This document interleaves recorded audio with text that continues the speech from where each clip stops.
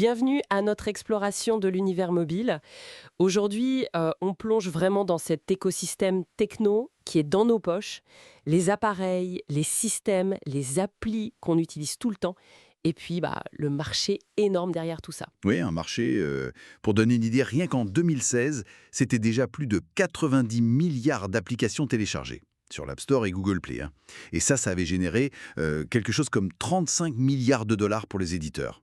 Juste cette année-là. Ah oui, quand même. Ça donne le vertige comme chiffre. Bon, notre mission aujourd'hui, essayer de décrypter un peu tout ça, comprendre comment ça marche, quels sont les vrais enjeux. On y va? Allons-y. Alors, le point de départ, évidemment, ce sont les appareils. On est loin, très loin des premiers mobiles des années 80-90, hein. C'était déjà une révolution, mais bon. Oui, c'était basique. L'arrivée du GSM, ça a déjà changé la donne pour la voix. Et puis, la convergence depuis les années 2000. L'iPhone, Android, là, tout a basculé. C'est ça, l'ère du smartphone. Le petit ordinateur de poche. On oublie parfois que le BlackBerry, dès 1999, c'était un peu le précurseur. Aujourd'hui, c'est bien plus qu'appelé. Internet, mail, photos, jeux, réseaux sociaux. C'est... C'est au cœur de nos vies, clairement. On estime que plus de la moitié de la population mondiale a un mobile, c'est ça. Oui, environ 55%, c'est l'ordre de grandeur. Et au cœur de ces appareils, il y a le système d'exploitation, l'OS. Et là, c'est un peu un champ de bataille, enfin surtout un duo qui domine, non? Absolument. C'est un duopole.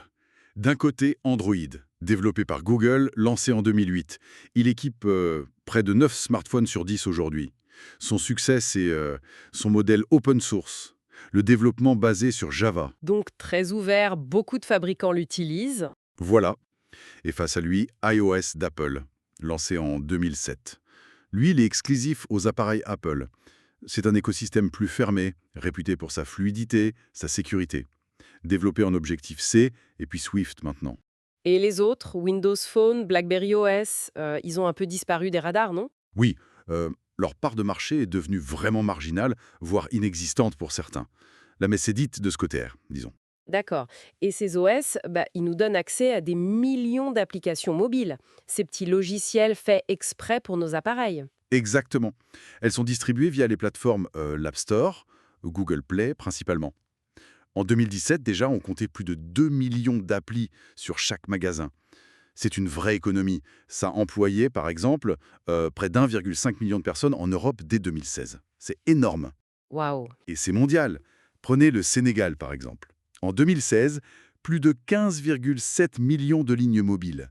Et l'Internet mobile, là-bas, c'est plus de 96% du parc total. Le mobile, c'est vraiment la porte d'entrée principale au numérique. C'est fascinant comme chiffre. Mais alors, comment on les crée, ces applications? J'imagine qu'il y a différentes façons de faire. Tout à fait. Il y a plusieurs approches. La première, c'est l'approche native. Là, on développe une application spécifique pour chaque OS. Une pour iOS, une pour Android. Ok, c'est le top niveau performance, j'imagine. Oui, c'est souvent ce qui donne la meilleure performance, le meilleur accès aux fonctions du téléphone, l'expérience la plus fluide. Mais Mais c'est plus cher et plus long à développer, sans doute. exactement, c'est le plus coûteux parce qu'il faut faire le travail deux fois en quelque sorte, avec des technologies différentes. D'accord. Et sinon? Mais à l'opposé, on a l'approche web. On utilise les technologies web classiques HTML5, CSS, JavaScript. L'appli tourne dans un navigateur ou une WebView. L'avantage, c'est que ça marche partout, sur n'importe quel appareil avec un navigateur. Mais avec des limites.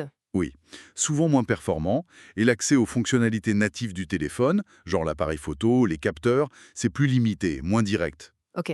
Et entre les deux? Entre les deux, il y a ce qu'on appelle les approches hybrides ou multiplateformes. L'idée, c'est d'écrire le code une seule fois, ou en grande partie une seule fois, avec des outils spécifiques comme PhoneGap, Xamarin, React Native, Flutter. Et ce code est ensuite traduit ou encapsulé pour tourner sur iOS et Android. Ah, le compromis idéal alors. C'est un compromis, oui.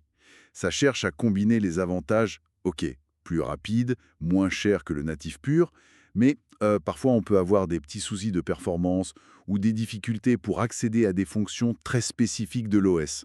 D'accord. Le choix dépend vraiment du projet, en fait. Voilà, c'est une question de budget, de public visé, de complexité, du besoin de performance. Il n'y a pas une seule bonne réponse. Et bien sûr, il y a des outils, les IDE comme Xcode pour iOS ou Android Studio pour Android, qui aident les développeurs à bosser sur tout ça.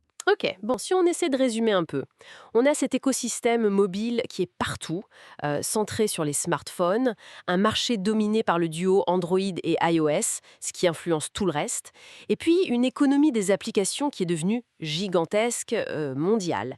Et pour créer ces applis, eh bien, il faut faire des choix techniques importants, natifs, web ou hybrides. C'est ça. C'est une technologie qui a vraiment transformé nos habitudes.